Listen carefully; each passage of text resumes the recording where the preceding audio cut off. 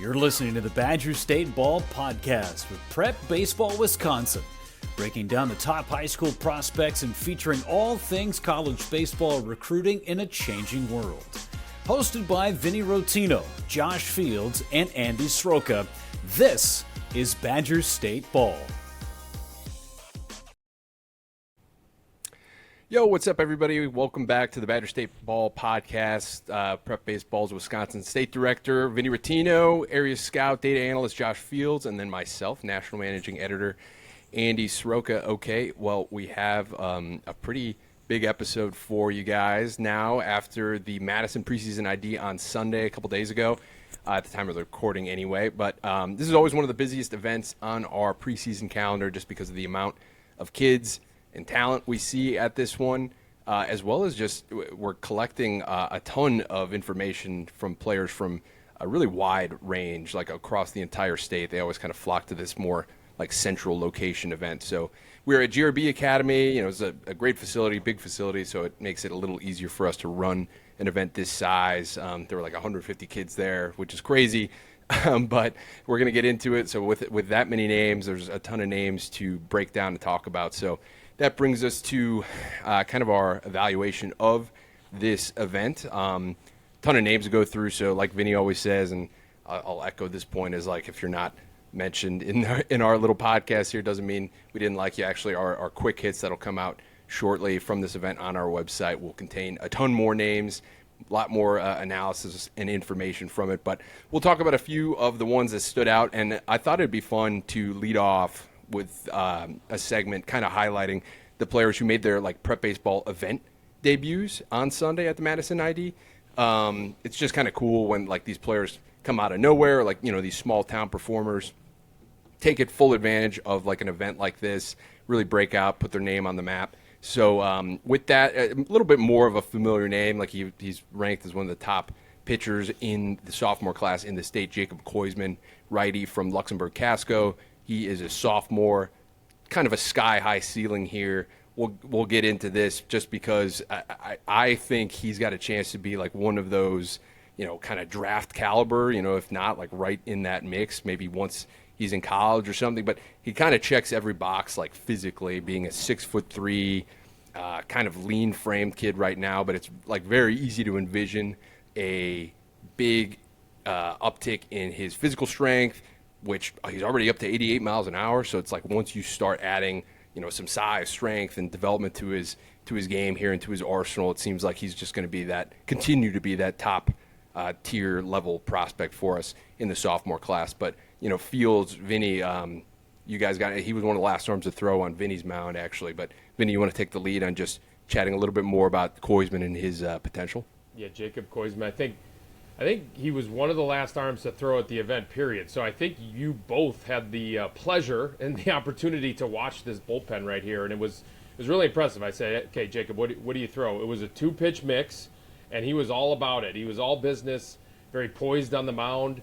That's what I love to see, especially from a 2027, just a sophomore and a guy that's just making his debut, essentially, with us.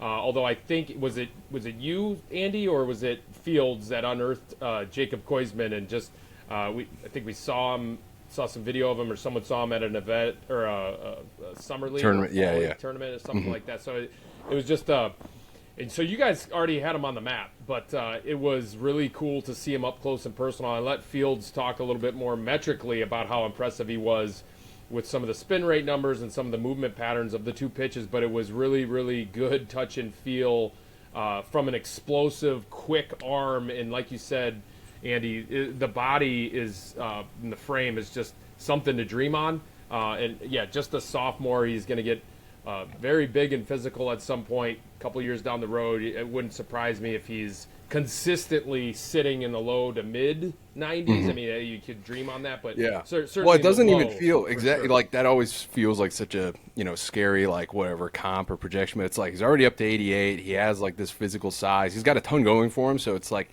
kind of a natural progression, honestly, for him to be that low to mid 90s guy. It's like crazy to think about, like, but we're just seeing more and more 94+ mile an hour fastballs like these days. It's ridiculous. Like, you'd never thought we'd get to a place like that for like a bunch of high schoolers in Wisconsin, but it's kind of the case here and everywhere is the reality. But like, the thing that separates him is now this breaking ball that he has was like one of the best ones we saw, like regardless of class, like across our entire winter circuit to me anyway. So that was kind of a separator there too. Yeah, Josh, you want to talk about that breaking ball and how it looks metrically? Yeah, so like Vinny said, we've seen Jacob Koisman a lot in the past. This past summer, in the fall, we saw multiple times. It was the same 2-pitch mix, same look at the breaking ball too. It's a pitch that he has immense confidence in, and really has field located throughout the zone. He plays in the mid 70s with two playing action, two breaking action. The depth on top of just the horizontal movement on it it's really just a pitch that you can project on swing and miss just down the road, just playing on its own. So I'm wondering, Fields. Well, Yeah, exactly. Like, it really spins. Like, the action's really good. Like, it passes both like the eye test and like the data tests too, I think. But Fields on the fastball, just because it's kind of inefficient right now if you just look at like the pure like spin efficiency and stuff. But what do you think, just in terms of like a development type, strategy? Like, it doesn't seem, when it comes to like athletes like this, just talented arms like this, like tweaking a thing here or there doesn't seem to be too challenging, I guess, at the next level. But just how do you kind of like project on the fastball right now for Koisman? Well, right now it's from a lower, like, he has a lower release height, lower slot anyways, and it's still 15.5 inches of IVB. Like, you don't really see that even at like you said, it's not an efficient pitch. So this is kind of just an interesting profile with the fastball, and you would think like maybe you bump up the spin efficiency, and then his the difference between the average and the max would close, and that would just really be just a pitch that can play on its own. Like, it's a fastball that can beat hitters in the zone. Yeah, what was it, 20 inches of max IVB? So, I mean, it's in there to really get some good carry. When he does backspin, it stays behind, it stays on top and through the baseball. And there's more of that to come from Jacob Koisman. Just when you watch him move through the delivery, you see that he is going to be able to refine this and get it really dialed in to be very, very consistent with that efficiency. And the other thing with him is, like, and I'm not inviting him to the future games just yet, right? But like, when we see kids at the future games up to 88 miles per hour, and it's like, okay, wow, that 88, 89, he hit his max at 88, 89 miles per hour. He's already sitting that, and it's not all about velo, we know that, but like, my goodness, it's only 2027, and it's only March, right? And he is already way up there in terms of velo, and there's certainly more in there. That's what is just like really jumps out at you, Jacob Koisman. Yeah, and just the ease too. Like, there's just clearly a difference between guys that are like reaching back and trying to pull a number, which, I mean, there's kind of nothing wrong with that. Like, it's I would have done the same thing, make sure my name is the close as it can be to the top of the leaderboard. But definitely felt like with him, it was like, I just happened to be throwing 88 miles an hour. I'm not really trying to pick up a number here. So the ease in which he was able to get up into the upper 80s, like, kind of separates him as well from some of his peers. So that's Koisman, one of the top 27s in Wisconsin, top 27 arms. So we'll be eager to see how he continues to progress through the spring and eventually the summer. And then another one of the big winners, I think, from Sunday seemed to be this junior from Verona area high, Landon Lasan. He was two-wing at the event. Really seemed like, especially on the mound, he seemed like this high follow-on committed junior in the area. 6'3" right-hander. I didn't personally see it on the mound. I think he was on Fields or Vinny's mound, but seeing the video of it afterwards and then checking out the data, I mean, metrically, the fastball, like, kind of jumps off the page. It's really interesting, mid to upper 80s, but seems to play up even higher. And then the curveball, the breaking ball looked really good on video. But Fields, maybe, I think it was you, if he was on your mound, you want to just talk a little bit more about Lasan, what you saw just in person? Yeah, actually, he was on Vinny's mound, but just peeking over, and obviously I've had looks at Lasan before, but, I mean, like you said, the fastball really stands out on top of just metrically, but also the release. It's a guy that gets down the mound. He extends really well, and it's with the extension, it lowers the release height just naturally. So it's a 20 inches of carry on average just from a height that you're not used to seeing out of that. Yeah. And on top of that, he does have field to spin 2 different breaking balls, one curveball with just a ton of depth to it, and then just this 2 playing a slider that, he has more field to locate in the zone and really could, both of them could play up and like in game and produce swing and miss. Mm-hmm. Yeah. Another guy that I think Josh Fields unearthed, right? I mean, this is another example of Josh just getting out there and understanding exactly who's out here in the state of Wisconsin at a deep level, and he found this kid, and this kid shows up, and it was really, really impressive what I saw. And to Josh's point, it's definitely 2 different types of breaking balls. A lot of times you see the breaking ball, the curveball, and the slider blend together, especially at this age. This was two distinctly different breaking balls. The curve and the slider that Josh already touched on, the details of the movement patterns of those. But it was so loose and easy and free that you can certainly think about and talk about dreaming on a player. Like, just he is still kind of, I feel like, physically a late bloomer. And so once he does have that size and strength, it's going to be, I think he's going to easily sit in the low 90s. This is a player that is going to pop. Schools are going to be all over this kid after they see this video. I mean, it looked like Colin Ray, to be honest. That's actually a really good comp, just the way that he extends, and then how loose and free and easy that delivery is, and how he gets through the baseball. Ton of touch and feel. Actually was all over the strike zone, was on my mind. I was like, who is this guy? Yeah. Like, this was so impressive. One of the best bullpens of the winter, quite frankly.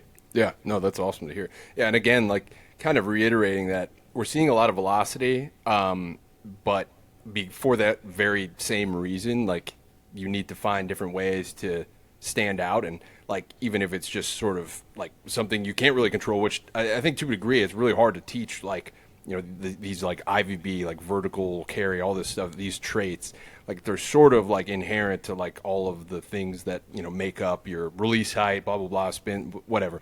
But with Lasan, it's exactly that. It's like he has this very interesting like release. I feel like he was like hiding it just based off the video. It was like a tough to pick up, extends on the mound, higher release, also produces this like natural carry through the zone. So it's like checking all of these like peripheral boxes that are going to make him stand out among his peers, even attached to this mid to upper 80s velocity that he's showing at this point. So good stuff there out of Landon. We'll be watching that closely as an uncommitted junior. Another uncommitted junior right-handed pitcher here. Excited to talk about this one, actually. Casey Driesen from Fenimore. So out near the Wisconsin-Iowa border. This is exactly why we get excited about just seeing some of these kids at these events who go to a smaller high school. They're probably dominating out there, but we don't know about them just yet, or maybe we only know like statistics from a spring high school season or start. But Casey Driesen was really, really good on Sunday, up to 88 miles an hour, with some interesting secondaries as well. I know Fields, we were just looking at the video right before we started recording, but what did you see out of this pen? Yeah, I mean, Casey Driesen, it's a 5'11" athletic right-hander, and just really athletic. He really repeats his delivery, and this arm works. It's a 3-pitch mix that's already up to already reaching 88 miles an hour, just as kind of this young uncommitted 2026. But the secondaries really stood out. It was, I believe, the first breaking ball he threw. It was just this 2-plane action he just ripped off for a strike, and it was really impressive in the zone. And then he showed this just feel for an actual splitter already, and splitters just kind of seem like more of a field pitch, something that it takes a while for you to generate feel for, especially this early in the year, but it was in the zone and just diving action off the fastball. It should play really up in game. Yeah, and this is why Casey Driesen comes to an event. If you're anywhere close to what we saw from Casey Driesen, you don't even have to be up to 88. But if you have any kind of ability or talent like this, I mean, this is why you come to an event, so we can shine that spotlight on you. I'm guessing there's probably going to be some small schools that are going to be mad at us for highlighting and putting the spotlight on this kind of delivery that maybe already know about Casey Driesen, but now there's going to be a lot more people knowing about Casey Driesen after coming to this event in Madison on Sunday and doing what he did. And, Fields just hit the nail on the head with everything with his repertoire and his arsenal. Very athletic, spike hammer curveball with a split. So, I mean, he's going to have all kinds of interest after this. It was a really impressive look. Yeah. Yep, gives us another reason to pay closer attention to southwestern Wisconsin there, so that'll be good. Then there are a few more guys here that made their prep baseball event debuts on Sunday and just really came out looking really good as follows moving forward. One, infielder Gavin Burge from Jefferson Jr., just a strong kid, right-handed hitter. Seemed like he used the whole field in BP, 92 plus max exit velocities, but just was all over the barrel. It seemed like a fluid swing. So we could talk about him a little bit. Like Vinny, I don't know if you remember him off the top of your head, but if you do, what did you see there? Yeah, just an impressive day with the bat, right? He's projectable, 6 foot, 186-pound right-handed hitter. It was just really loose and fluid, and it's downhill. What I love about swings now, what you're seeing is kind of a turn away from kind of like chasing the launch angle. You see a lot of downhill swings like this now, like from Gavin Burge, that's going to be able to be geared more for contact, more line drive contact, that's able to produce, raw power for sure once you catch the ball in front. But that's what you saw from Gavin. It was just a good look with the bat. It was a nice all-around day for him as well. Yeah. Okay. Cool. For sure. Next up, kind of one of the biggest winners actually of this event, I thought, was Braun Watruba from Pulaski. He is a sophomore still, but really across the board statistically, I mean, he has instantly become one of the sophomores we need to pay closer attention to. Rank some. We'll get into that down the road here soon, but he'll be in that mix for sure. But just statistically, I'll mention it quickly, just across the board. So I mean, he averaged a 90+ mile an hour average exit velocity, 94 max, pretty good numbers there. Physically, he was really a strong kid who clearly works at it. He was muscled up, so kind of both checks the eye test and just in person and all the data behind it as well. He had a ball 360 feet. He had big bat speed. He ran a 7.2. He was 85 across the infield. So I don't know. Either of you guys care to elaborate on that? Just I thought he was a huge winner. The frame already stands out just as a sophomore. Strength throughout, and then he swings a really strong, really quick, and the bat speed, like you said, Andy, it's visible. You can tell that there's just bat speed already present, and it was one of the more impressive just rounds of the day, really. Yeah, you could just tell this kid's a ball player too, right? Mm-hmm. So it kind of does it all. He was even on the mound up to 82. Probably see him more as a position player, long run, right, with just the ability to hit, and then the ball jumping off his bat up to 94 mile per hour exit velos. So 90 average as well. So anytime you're looking at the max exit velo, you kind of take a look at the average as well and see if it's somewhere close to the max, and his was clearly. So he was all over the barrel the entire round. Shows a lot of hit ability for a player. Yeah, no, that's a good call, Vinny, with the difference between the average and the max EVs, so that's good. Pulaski should be actually pretty good this spring too, so it'll be cool to watch Braun contribute to that squad, even as just a sophomore. I think he's projected to be in the mix for everyday reps. And then a couple more guys to mention here before we start moving on to just some of the other maybe more familiar names we might have seen in the past. But catcher freshman from Lancaster, actually, Toy Ragatz. He was just this really strong kid. He was a really good kid too. He stuck around the whole time as a catcher, caught a ton of different pens. But defensively, he was, I think, graded out pretty strong here. 79 miles an hour out of the crouch, but also has this really physical right-handed swing, upper 80 EVs that will only go up just because you could tell he's going to be super strong. He's already super strong, but he's just a freshman. And then there was right-handed pitcher Blake Reynolds from River Ridge. I'll be honest with you, I don't know where River Ridge is, so I will have to look at a map, I think, at some point. But Blake was 82-84, again, just a sophomore. This was his first event, and he spun a tight little breaking ball, too. Also looked like he had a real splitter as well, so another splitter guy here. But you guys have anything to add on either of those two? Otherwise, we'll just kind of move on here. Blake, just what stood out, is how loose of a mover he was through the delivery. So whenever you're looking at a player, especially a younger player, you want to see how repeatable, how loose, how athletic. Does it look like there's a ton of effort, or do they look kind of like they're just kind of moving loose and easy, and everything comes easy? That's what it looked like from Blake. And then the catching group, how do you pronounce his name again? I think it's Toy. I asked him. Yeah, pretty sure. Yeah, so it was a really strong group of catchers actually at this event. I think there was like 5 guys under 2. I don't think he was under 2, but he's just a freshman, and you can see like there's a lot more coming for Toy. You can another one of these kind of just ball players, like you can really kind of, not dream on, but you can kind of, with a lot of reliability, that this kid is just going to improve. You love the makeup from a kid like that, and then just kind of just overall skill and talent level. Like you can really kind of envision him being one of these guys that's going to be a riser. For sure, and it sounded like he was being humble about it, but it sounded like he's got a good shot to be their starting catcher, even as just a freshman at Lancaster, which matters even at a small school. Like, I mean, it's hard to do. Like, you don't just walk in and do that, like, necessarily, even at the smaller schools. So I think that says something about his in-game performances as well. But, okay, cool. Well, that'll transition us to some of the more familiar names that we'd seen, either once or twice in the past or even more than that, especially somebody like Dylan Schreiber, who – I don't know, maybe pound for pound was like one of the biggest winners of the event as a whole. So just to kind of reiterate here, he is a 6'6", two-way guy. I mean, it's a real left-handed swing, to be honest with you. But naturally, I think the first thing you're going to see and notice with Dylan is just how he moves on the mound. It's kind of a unique lower slot, and he was up to 91 miles an hour, kind of bearing the lead there.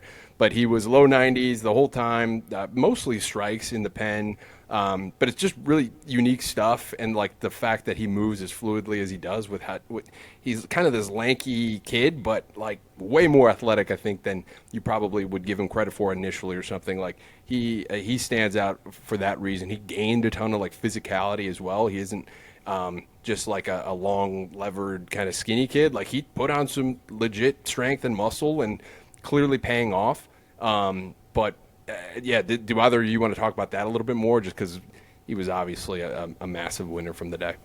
Go ahead, Fields. I know how much you love him, and so do I, but go ahead. Yeah. So I think Andy really hit the nail on the head right there, like especially with the added physicality. Like we've seen Dylan Schreiber back when he was, 14, and we saw the frame. It was 6'6" back then, and we were just like, when is this kid going to add? Like it's only a matter of time, and when he does, it can really shoot up, and showed up this winter with added physicality, true 3-pitch mix. Like really, it does complement each other. The breaking ball and the changeup really stand out on its own. Like it's a mid-70s breaking ball with kind of like the short little sweeping action at the end, and it really plays off the changeup because the changeup has a ton of fading action. The changeup going was the other way.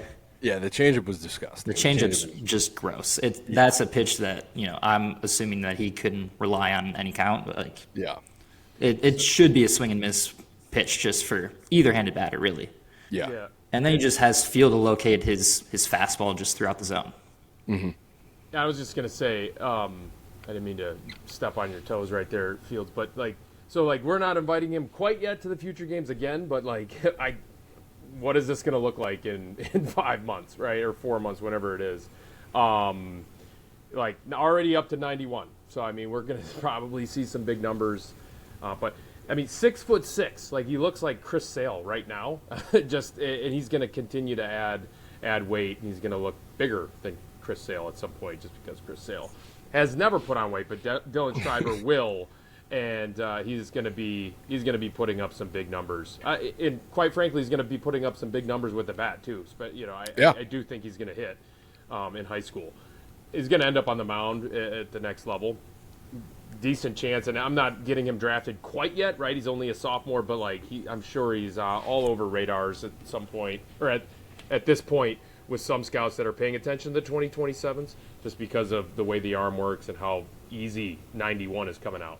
Yep, it's easy. And then the hitting performance it kind of stands out to me, just in the sense of like when you see prospects like this, like they're not typically like, when his size and the length of his levers, that sort of thing, it's like sometimes their POs like much sooner than maybe like some of their other, like their friends, their peers, whatever.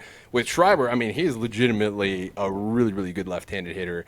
And there's just like rare. So, I mean, that just kind of signals to you that there's some really special level of athleticism here with Schreiber. So whether or not he's going to hit long term, like it just kind of shows that he's a pretty special player. So Dylan Schreiber, great day. Another kid who added just a ton of strength, just really noticeable, was Johnny Dietz, middle infielder from La Crosse Aquinas. Just was way stronger. I mean, it just kind of goes. I point that out just because you could just tell how much work he put into the winter, the off season, and it was just instantly noticeable. And then it was noticeable in his round of BP as well. He was just making some pretty significant contact profile. I think we can talk about that a little bit more. But Fields, you want to talk about him and just his round a little bit? Yeah, this is a swing that's just going to play. It's really contact-oriented, line drive approach, spraying balls throughout the middle of the field. And honestly, that's kind of the same look we get in game. But this is just another one of those guys where we just look at him and it's just like, this guy's a ball player. And it really translates. Yep. It's a ball player with all kinds of athleticism that you wouldn't necessarily think he's a great and you could almost qualify he could potentially become a great athlete with how much twitch burst there is. I mean, a 6'8" runner, but then also jumped 28.8 inches, second best of the day, second best vertical of the day. So I mean, there is all kinds of athleticism here, a little bit similar to remember the Jersh, right? So Keegan Jersh. Yeah. So just in terms of like, it's more of a compact frame, but there's all kinds of burst and athleticism here. And then it's a ball player through and through. Johnny Dietz, one of my favorite players in the entire state, regardless of class. Yeah, and what he had separated himself to us as a really interesting athlete up the middle, like a defender. He looked like a solid shortstop, or at least like a real good glove at second base, one of the two, but just an asset defensively. And now that he's gaining some more physicality, he's always been a bat-to-ball guy, but if he's able to, turn that into maybe more meaningful, like, doubles or actual game power, then it's kind of like a sky's the limit profile. So it was just a huge positive note coming out of Johnny Dietz's day that he was able to just hit the ball that much more impactfully. So we'll be on the lookout for Johnny as if we weren't already going to be. But Jack Brenner, future gamer from last year, he's a junior at Fond du Lac, was just like pound for pound maybe like the top overall performer. He just led the event in multiple categories. He's a Kent State commit. So maybe we'll just sort of be short and sweet with our words here because I'm sure Kent State will appreciate that. But he was just really good across the board. He led the event in 60. I think he led the event in like bat speed, maybe average exit speed. But you guys want to talk a little bit more about Jack? Almost led the event in pop time. I think there's one guy that was 182, but he was a 185 from behind the plate. So there's arm strength, there's quickness, there's athleticism as a catcher, but then he can also play in the infield, so he's a versatile player. He's all kinds of he's got all kinds of athleticism, and then the ball jumps off his bat from a short, compact swing. So, Jack is just going to be one of those guys that continues to get better as he gets into college. I really do believe that he's just got the makeup for it as well. He just wants to be a great player. All kinds of things I like about Jack Brenner. Yeah, Kent State loves Wisconsin catchers. They got Dom Kibler, Merrick Bolson, and now Jack Brenner. So we'll have to be a 2027 catcher. We're going to have to find one for Kent State to pick up. Jimmy Angle, next up here on our list, another guy who, just was head and shoulders, like put himself in a tier above the rest of the guys at the showcase on Sunday. Maybe the most like physical round of batting practice of the event. Just seems like it would be easy for him to be a guy who hits for both average and power in game. So with Angle, I don't know. He just clearly got stronger again, like which he was already strong coming in. But there's a power speed combination here with him, and he was really lighting it up in BP. Felt like there was some actual, like I said, game power that would translate pretty seamlessly to his live at bats and stuff, which I think like last spring it was sort of like he was kind of getting his feet wet. In the summer he had a pretty good summer, and then the fall he got even better, and it kind of just feels like we're just seeing that natural progression into him turning himself into one of the top right-handed hitters in the state. So I don't know, Fields, if you have anything to add there. Yeah, especially just Angle, uncommitted 2026, corner outfield guy. I mean, I think that this could be play in the middle of an order, but like you said, real power speed combo. I think it'll play up in like probably either corner just with the arm speed. And I mean, he's been a sub-7 runner for us in the past. Yeah. On top of it, it's you watch him swing and he does not get cheated. It's A swings. I rarely ever see a B swing, especially in game, and just innate feel for the barrel and to launch the ball in the air. Yep. It just feels like a game or two. This kid's uncommitted, and someone is going to get a steal right here in Jimmy Angle. Like, he's going to be a performer in college, just a gamer. So just impressive all the way around from Jimmy Angle. Yeah, big arrows up there for Jimmy. So we'll be paying attention to him, Kettle Moraine. Just to reiterate, too, he's an uncommitted junior, Jimmy Angle. So another one, Marty Hanna, two-way, Sauk Prairie.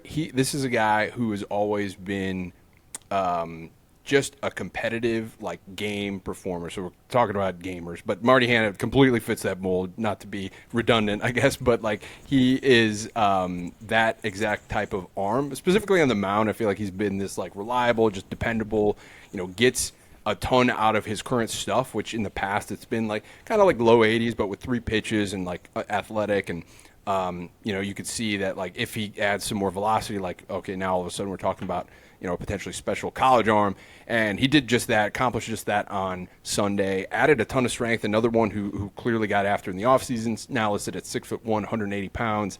And then on Sunday as well on the mound, he was 85, 87 with 2 really interesting secondaries as well. So just wanted to mention him. I think he was on my mound, so you guys might not have seen it, but I don't know, anything to add? Yeah, this is kind of just like the next step that we've been waiting for Hanna to take. Like, it's always been this pitchability guy sitting in the low 80s, just feel for 3, and then seeing him tick up just not only in like physical wise, but also the velo is kind of the next progression we were waiting for him to take. Yeah, exactly. So we'll be paying closer attention to Marty moving forward. Then there was also James Radaball. I thought this was one of the more interesting left-handed bats in attendance. He's a sophomore from Wanakee, just a bigger kid, 6'1", 207 pounds, listed at. He's got bat speed, bat strength, up to 92.3 max EV from the left side again. Not sure if there's much else to add there, just beyond that. I thought it was a good round on the day, left-handed hitter, all those things kind of. Yeah, we all just kind of liked the round, right? Yeah. After I think we had a ball pick, or maybe we had to switch sides from lefty to righty when we were all on hitting at this point. We were all like, man, Radaball kind of really jumped out at us, just with the swing, just namely, but also the metrics as well. 92 max exit, so ball was jumping off his bat. Yep. Nothing more really to say there. Just we'll see if he gets it done in the spring, but like by all accounts, he will. So we'll keep an eye out there. Wanakee's kind of an interesting squad, so there's a lot to see on that roster. Camden Glusick, Joseph Tamboli, both Sun Prairie East kids. Glusick is the younger brother of oh my God, I'm blanking. Max. I was going to call him Cam again, but Cam Glusick, younger brother of Max. Kind of different players, but like Cam is super interesting in his own right. Sub-7 runner. He's got some bat strength. He's definitely an athlete like Max is. So he was really interesting on the day. Tamboli is a junior, uncommitted, and he stands out because he got it done last year as a pitchability lefty without a ton of velocity. Fast forward to this year, and he was up to 86 on the mound on Sunday. And like I said, he performed last year with the velo he was at, so he could get it done in game, but now adding some velocity just kind of elevates his prospect status. So anything to add on those two? Well, just with Tamboli, the jump from 6 mile per hour jump last year at this event, it was 80 miles per hour. And so that's a big jump for 2026, right? So we do see that, but just, kind of the point is like, okay, if you're a sophomore and you're like around 80 or, even in the high 70s, there is possibility that you're going to go ahead and jump. And that's exactly what Joseph Tamboli did. And he's now placed himself firmly on our radar, and we are going to make sure that we go out and see him at Sun Prairie East, see him perform. So, yeah, it was 4 pitches from him. It was impressive. Nice. Eli Baller, another one of the top 2027s in the state who was at this event, Monona Grove. Man, I thought this was really an interesting round. I've always been in on him as a hitter especially. Just it feels like he's got this natural strength. Doesn't really sell out for power, but he's got it in spades. And he led the event in bat speed and max exit velocity, I think. And there's just not much else to say beyond that. I think he's just going to hit tanks for Monona Grove this spring. And he could really pitch, too. It's like a competitive arm. He's thrown strikes historically, especially for like a younger kid as a freshman. It always seemed like he had some pitchability, and he's a strong kid, too. So there's some velo in there as well. But, anything to add? Fields, maybe what you saw at a Baller's round? Yeah, I mean, Baller, like you said, you hit the nail on the head again. It was a really standout power from the left side, and then on the mound, he was on my mound as well. It was 3 pitches for a strike, and he really showed Field to locate throughout the zone. It's a guy that for Monona Grove is going to do a lot of different things for them and really contribute for them. It's a Justin Bohr comp right here, boys. So this is a left-handed swing, short and compact, right? So Andy kind of hit the nail on the head with he's just not selling out totally for power, although he led the event max EV at 98 miles per hour. But it's a Justin Bohr comp. Like this kid's going to be able to play first base as well. So good luck from him. Yeah, actually, I'm going to need Eli to go no batting gloves for the Justin Bohr. Really lean into the Justin Bohr comp now. If you can go no batting gloves, Wisconsin winter at bats, like I think that puts you in a different tier. All right, so from there, Ethan Orlando, one of the top 27s from Sunday's event, came out of the event, I thought, as like a true arrow-up prospect in the state. Outfielder, he's pretty athletic, and we've seen him on multiple occasions really, really hit. Just as a straight-up bat-the-ball guy, like that always stands out to us if you just continue to hit from event or tournament to tournament. But he's athletic. He's 6'1", 175 pounds. I know, Fields, you like him if you want to talk about him a little bit more. Yeah, and almost the thing that really stands out is just like the levers and just the room to add for him. Like on top of the already like feel to hit, like there's just a ceiling here as well, along with the athlete. Just really in on what we got out of this weekend from Orlando, really. Yeah. Lightning quick hands. That's kind of what stood out to me in his round of BP. Just lightning quick hands from a frame that's going to add, as Fields mentioned. So arrow way up for Orlando with a super high ceiling. Yep, for sure. Same class, 2027 from De Pere this time, Will Nicolay. Now, we've always liked his swing. It's just a really easy swing that you could tell makes a ton of contact in game. But he's added a little more like athleticism too, and it seems like the defensive reps, he's just been hard at work at it because he's looking the part of a middle infielder at this point. 7'10" runner, same swing profile. Like he took one of the better rounds among the 2027s, right-handed hitter, just all over the barrel and just using the entire field. So all that looked good, checked out, but just I thought his gains, it looks like he made defensively and athletically were a huge takeaway from the event. Yeah, just another gamer, right? Up the middle defender, probably second or third is like the most likely scenario, but there's a chance he sticks at shortstop, which is going to up his profile more as well. And so, just a gamer through and through that, like you said, 7'10" runner, tons of athleticism here, more coming. We like Will Nicolay. Yeah, got a shot to be De Pere's everyday shortstop too, if not up the middle somewhere. But so he'll be pretty important to the defending D1 champs in 2025. So we'll be looking out on Will's impact this spring for the Redbirds. That brings us to Nina's Jackson Mayer. Just quickly, I thought, just based on the notes anyway, just an athletic 6 foot, 175 pound left-handed pitcher, 79 miles an hour. This is kind of like Joseph Tamboli, but a year ago. So it's kind of like an opportunity to be in on a sophomore, a 2027 who really pops in 2026. But just based on like sort of the metrics and the scout notes we had on Mayer, it seemed like he was that type of guy. Just so smooth and easy, right, with all kinds of upside. Like that's a really great call out, Andy, on Tamboli, kind of a comp here. So you can envision another 5-6 miles per hour coming with the velocity. It's not all about velocity, but anytime you see a loose, easy delivery from a lefty, especially, we just love that here, especially our group.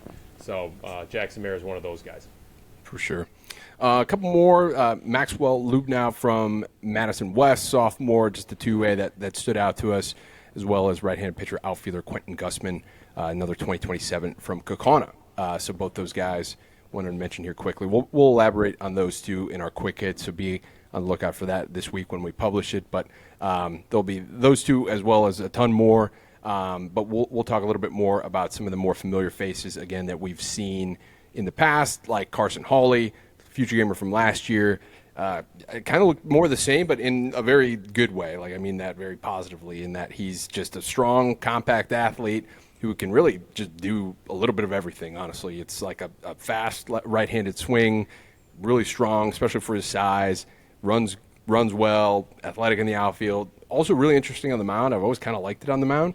And that, I guess if there were an aspect that he really popped on Sunday, it was that he kind of looked a little bit more like a potential, like, really competitive arm at the next level, right? He was on my mound, and I know all three of you guys saw it because it was one of the bullpens that was kind of towards the end of the event. I couldn't believe how quick and repeatable this delivery was, like how quick the arm was, but then how repeatable the delivery. Just speaks to the athlete that Carson Hawley is. I mean, he timed up every single pitch in terms of his delivery. Foot down, arms getting through it with all kinds of speed and quickness. It's kind of like a medium arc, got on top, high three-quarter, just drove the fastball through the zone, like to different spots. It wasn't just like, hitting, just down the middle or just kind of like hoping and pray. I mean, he was commanding the baseball, all kinds of touch and feel here, which you don't necessarily see from an outfielder that often, right? An outfielder that's a two-way guy. Usually you see that from like a shortstop. Carson Hawley had all kinds of touch and feel for the baseball. Yep. Really good breaking ball as well, and then showed makings of a changeup. I could envision Carson Hawley being a two-way guy at the next level. So, we've always liked Carson. Great kid, good athlete, very good athlete, 6'8" runner. But I was really kind of floored by what I saw. From the bullpen. Yeah, feels if you got it pulled up there, the fastball metrically was kind of special. Like it had a chance to kind of stand out on its own. Like it's a ride fastball from a lower slot because he's I think he's like 5'8", 5'9", but like there's some benefits to that when you have a vertical fastball like he does and release it from a below average release height, so it kind of gets on bats a little quicker. Yeah, 21.6 inches of IVB on average from, like we said, like lower than average release height, especially for 5'8", somebody who's 5'8". Yeah, and there's secondaries there too, and I think he was up to 87, 88, I can't remember. 87. Yeah. So something to watch for, obviously, and he'll be joined in the rotation at Bayport alongside Parker Lawson, who has actually gotten a ton of varsity innings to this point. And he was low 80s with 3 pitches, just kind of gets it done.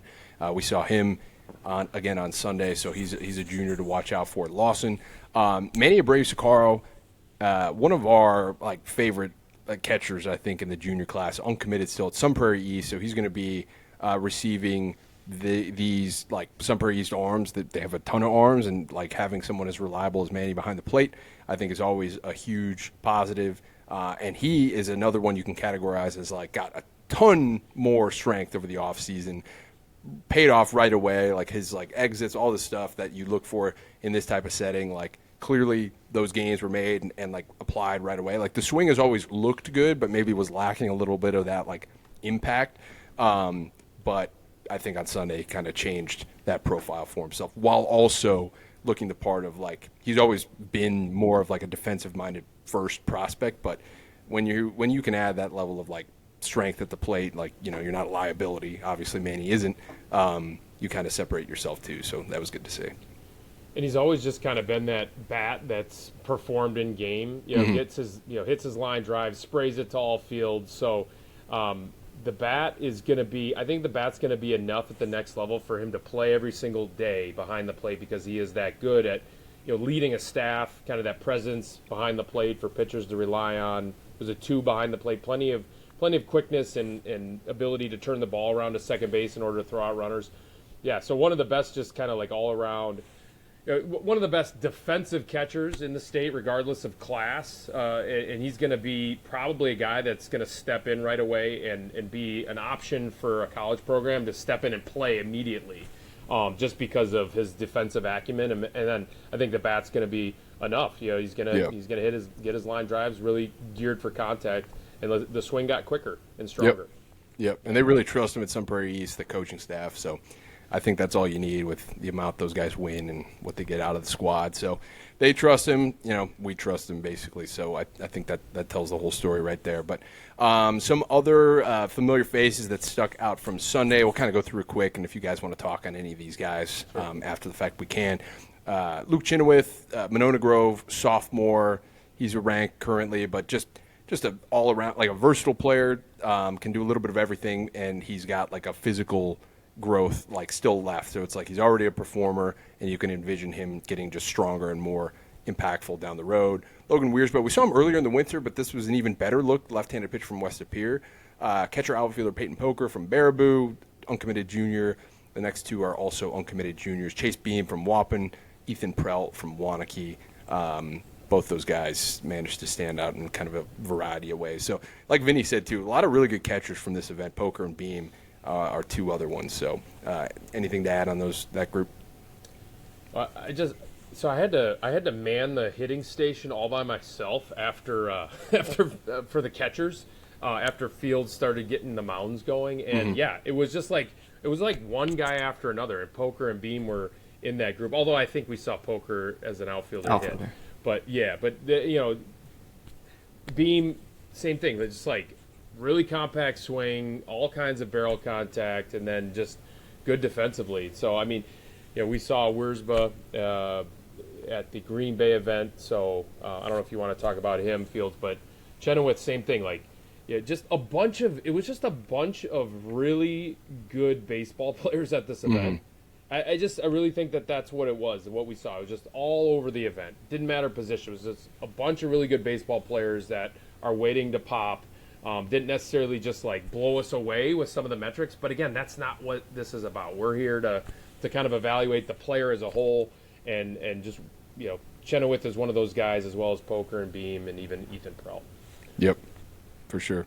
Feels anything to add, or otherwise we can kind of move on here? I mean, Logan Weiersbe was just another great look. I mean, the athletic 6'3" lefty, and that's another. I think I mentioned it back in Green Bay, but that's a changeup that's going to play. Yeah, he's super interesting as a junior uncommitted guy. Like, I think he's on the list of, like, if you're a college coach looking for arms, like Logan Weiersbe, lefty, West Appear, junior, definitely hits every box you're looking for. He's could be a bit of a project, but in like a way that I think would attract a lot of college programs. So we'll be interested to see what he's like this spring in game. And that brings us to just like a quick little segment here on the freshmen from the Madison ID. There were quite a few 2028s that stood out. Some we've seen before, some we haven't. But namely, we'll start at the top, which Callan Magley has really impressed. He was a junior future gamer. He was one of the top at-bats, just a super tough out, right-handed hitter. And he looked, again, like one of the top right-handed hitters, not just in this freshman class, but really on the day, I thought. I mean, maybe it doesn't show just yet on like the EVs and that sort of thing, but it's a fast swing. He's like way more athletic than I think I would have thought. He led the event, I think, in vertical jump, if I'm not mistaken. He ran well. 6'8", 60. Yeah, and maybe some strides to be made defensively, but I think at the same time, when you're that athletic, there's still plenty of time to get the reps, teaching, training, all that stuff to eventually become like an asset defensively. So, well, on top of it, he's a high school quarterback too. Yeah, great call. Forgot about that. Yep, high school quarterback. So, I think one of the biggest winners of the day. I mean, I would not have expected this kind of jump athletically from Callan Magley. From what he showed plenty of athleticism last year at the Future Games at Lake Point, but he is one of the top athletes in the state, regardless of class at this point, just with his ability to run and then jump as well.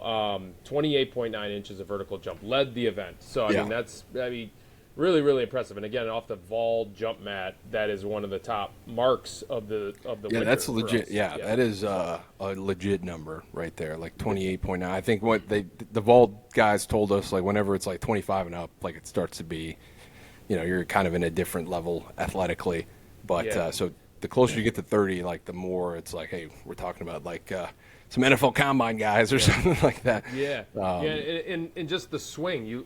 We've loved Callan Magley's swing. Just it's geared for contact. It's geared for the ability to spray it to all fields, and there's going to be some power that comes along with it as he continues to get more athletic and get stronger. So Magley's one of the biggest winners of the day, frankly. Yep, for sure. Some other ones here. We'll kind of run through it and talk about the ones at the end. But right-hand pitcher Tate Hagan from Arrowhead, freshman, just stood out for a bunch of different reasons. I think he was up to 84 or 85. Thomas Check, one of the top prospects in the freshman class that we've seen so far. Catcher, right-handed pitcher from La Crosse Logan. Braxton Theed, outfielder, left-handed pitcher from Jefferson. Actually, another Jefferson freshman. Tanner Berge, another two-way kid. Both those guys stood out. Kind of different profiles, but both really, really interesting prospects. Caleb Oath from Edgewood. Evan Harbert from Cambridge, just a massive right-handed pitcher, corner infield prospect. Mason Molitor, just actiony middle infielder from Reedsburg, and then another Reedsburg prospect, freshman to follow here. Different, much more physical than Mason, but like just two different kids here. Outfielder, right-handed pitcher Ian McClure, like I said, from Reedsburg. So those guys, those are some of the freshmen. There's more too. Those are just some of the ones skimming the list here. But anything to add on this group? Fields, you want to take the lead on this? I mean, Tate Hagan stands out a bunch of different ways, not only on the mound, but he can also just pick a spot on the field and play pretty advanced defense just about anywhere. Thomas Check, it's like you said, Andy, it's one of the top, prospects that we've seen up to date, but this guy has really caught well in front of us and swung a really nice left-handed bat down at the Junior Future Games for us at Lake Point, and as well as, being one of the top arms for us down there as well. Mm-hmm. I actually thought Braxton Theed's round of BP was pretty good. Because last year he was he was another Junior Future Gamer for us, and he wasn't. It just seemed like maybe he was a little behind offensively at that point, but he looked totally different, I thought, in this round of BP. And he's a huge athlete. He's a really good athlete overall. So wasn't hard to envision him figuring it out. But and he can really play defense from the outfield, all three spots. He played center for us at Lake Point, mm-hmm. right? Yeah. So I agree, and he got big and physical, right? So he got stronger. A lot more physical. So it was a very quick and impactful, kind of explosive swing through the hitting zone.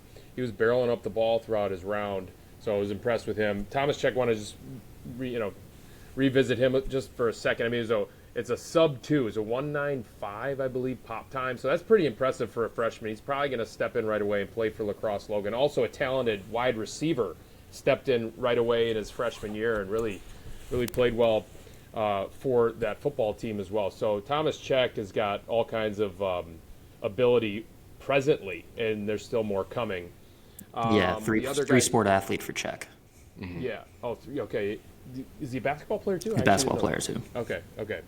So Mason Molitor, guys, just put a star by that name and just highlight it, put a star, and just kind of check in on him every once in a while because one of our favorite players, just all around, like really, really clean round of shortstop.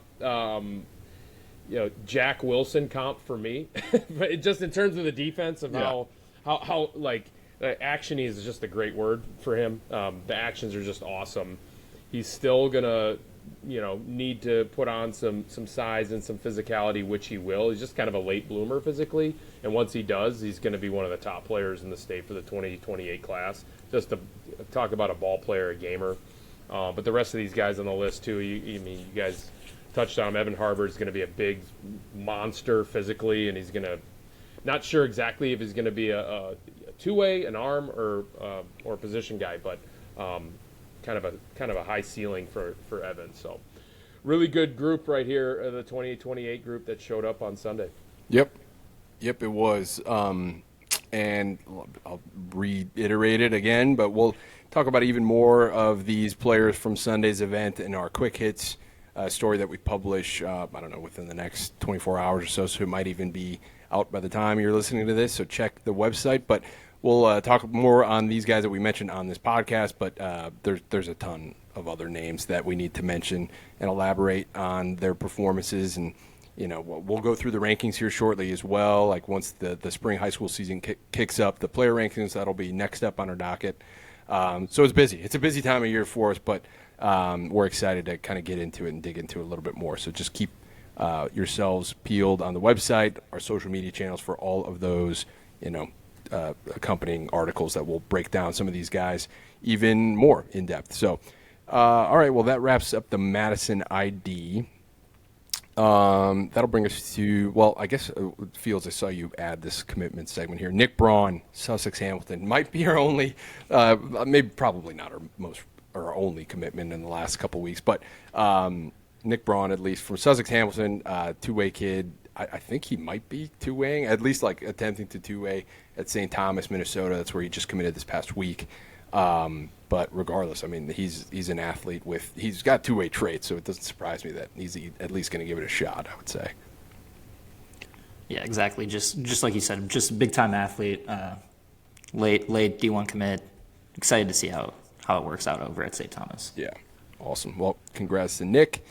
And then that brings us to a little college baseball update segment here. So it feels you actually compiled some of the stats this time around, but I don't know if you want to take us through the top handful of season statistics so far, if some stood out to you, at least, I don't know, within the past couple weeks or so. Yeah, I mean, this could kind of just be the Gavin Keelan, Mitch Voigt update segment. I mean, Gavin Keelan is still hitting, still hitting Tennessee's lineup, still has a pulse. 430, 9 home runs. It's 19 walks to 5Ks. It's really impressive. That's unbelievable. Yeah, I did not realize the 5Ks. Yeah, I did not realize the 5Ks thing. So. Yeah, on top of it, his teammate, another Wisconsin native, Nate Snead, doing his thing out of the pen. It's a sub 1 ERA, 0.47, and in 19 innings, 18 Ks, and opponents are hitting just 156 off of him. So. Nate, he's a friend of the pod. Nate, love you, Nate. And, yeah, exactly. And then, did I see this recently? But Mitch Voigt was a Big Ten Player of the Week.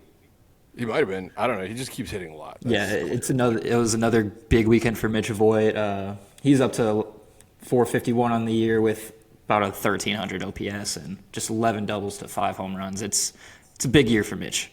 Yep.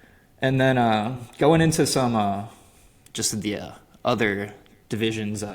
Sam Mommer, freshman at Parkside, is their ace, really. 22 innings already, 21 Ks, 3.18 ERA, and there's some innings where he just doesn't even allow a base runner now. So yeah, the sub-1 whip, pretty impressive for a freshman there at Parkside. And they're actually like one of the top D2 programs, I think, in the country this year. Yeah, I believe it was 14-4 when I looked at the record. I mean, yeah. What a turnaround Coach Charbonneau had over there awesome. at that program just in a couple years. Yeah, just to have a program like that. I mean, the only D2 program in the state, right? Like the fact that they're turning themselves around like this, just giving kids in the state another option to go to and compete at. Like, I mean, just tells a full story. So awesome to see. And Sam Mommer just walking in and being that guy is really fun to see too. Yeah, and then there's some of mine and Andy's just personal favorites just doing this job for a couple of years, like Nick Argersinger, former Westosha Central outfielder, center fielder over there. Small sample size, only 5 games, but he started all 5 and he's hit the ground running. 474, 556 on base, over 500 slug. Really good stuff. I believe he's still two-sport athlete over there. I know as a freshman he was a football player and on the baseball team. Yep, forgot about that. Yeah, I'm not sure the football stats or anything, but like that. Could really get it. Yeah. Run it down at center too. Yep, he could. And Steven's point. I mean, the WIAC as a whole. Like, if you were like performing like this as whatever an underclassman or even a freshman, like I don't know, that says a lot. If you're walking into the WIAC lineup and really hitting just from day one. So kudos to Nick. Yeah, and then to round it off, a couple of other household names for us at least. Graham Caston and Chase Osterhaus. Caston at CUW is one of their top bats already as a freshman. 340, 470, 477, 500 slugging. Another small sample size, already has 2 home runs on the year.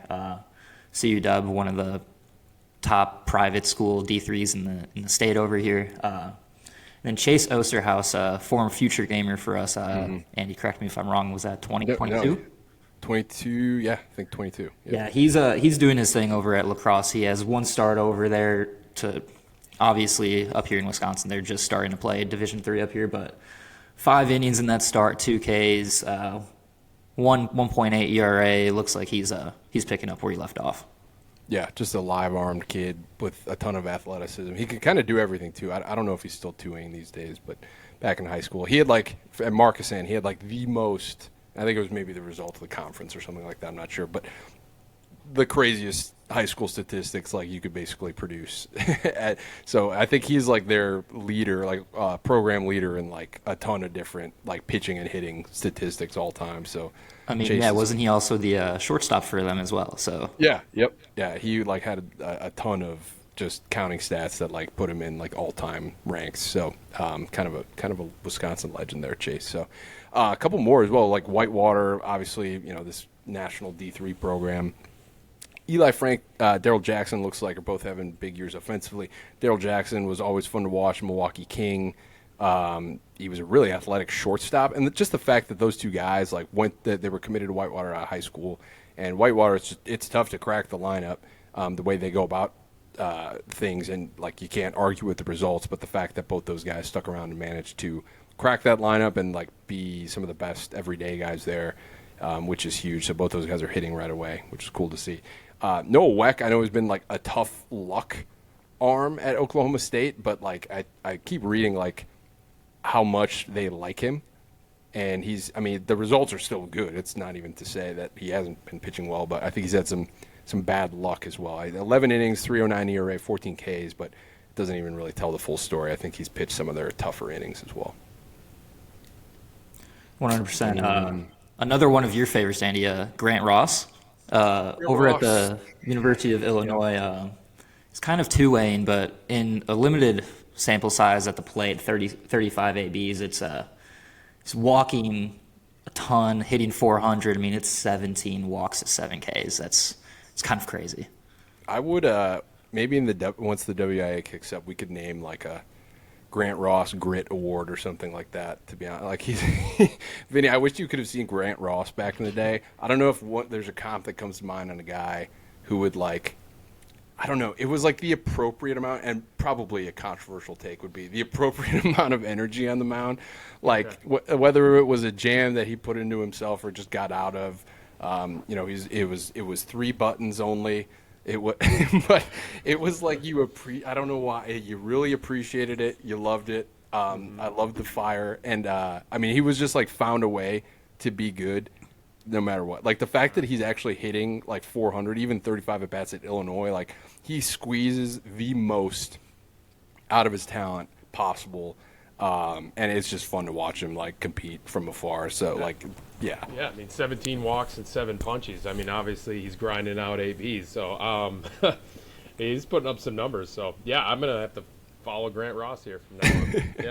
Yeah, him and Kyle Shupman. He actually, I think, lived in Illinois in high school, but went to Luther Prep in Watertown. But he was a really interesting athlete in high school, and he is a transfer from Cincinnati now at Illinois with Grant Ross, slashing 306, 413, 597, 4 homers, 11 walks, 13 strikeouts as an everyday guy for the Illini, which is awesome to see out of him as well. Looks like Tate Schmidt has been one of the top hitters in Wisconsin Milwaukee's lineup, and he's only a freshman shortstop. That's really fun to see. Yeah, hitting near the top of their lineup as well. Yeah, I think he's been hitting 2 or something like that, almost every day for the last week or two. That's sweet for Tate. Good stuff. A huge fan of his in high school. Rory Fox has really started to turn the corner, I guess you could say. Now a junior, seems like he's attracting some draft attention himself. I think he's been up to 96 reportedly this spring for Notre Dame. 21 strikeouts in 14 2/3 innings, 4 starts, 3.68 ERA for Rory. Really interested to see how he continues to progress as well, just because the athlete in high school was off the charts, and it seemed like he didn't even have to try, and he was special on the mound. He was 2-Aing in high school, and it was always good. But on the mound, it seems like he's kind of geared up, and or year removed or so. I can't remember how many starts he had last year, but either way, as a junior now, he's really hitting the ground running. So that's fun. Kansas has a ton of Wisconsin talent. Brady Council, Sawyer Smith, both hitting a lot, 9 home runs between them, 5 homers for Brady, 4 for Sawyer Smith. That's pretty sweet. And then Cal Fisher is like kind of turning himself into you want to talk household names. Cal Fisher, we'll see what it's like next year. Could have a Gallon Keelan type year in 2026. But, I mean, still this year at Florida State, slugging almost 500 with almost the same amount of walks as K's. And he can really hit. So that's Cal. But that I think that sums up our little college baseball update segment. There's more in here, I'm sure, that we're leaving out. So we'll kind of spread the love again next week with those North Dakota State guys that jump off the top of my head. And there's plenty more, so we'll dig in there next week. But that covers that for this time around. Alrighty, well let's see. This weekend now we'll talk about. So this is our final weekend of winter showcase events coming up in Wisconsin. But it is we're going out with a bang here. We got 2 events. They're like massive. Obviously, first we're going back to the Mosh at the Rock Complex in Franklin, Wisconsin for our Milwaukee Preseason ID. So I think there's 100 and something, 70 kids. 180 probably. Yeah, 180 kids. Done. Yeah. Yep. Yeah. So that'll be huge. But that is always a talent-packed event just because, I think naturally it's one of the last ones on the calendar. And we see a ton of kids from the area who we might not have seen yet. Maybe they were playing basketball or something. But either way, that event is always really, really interesting for us to cover. So we're looking forward to that one again.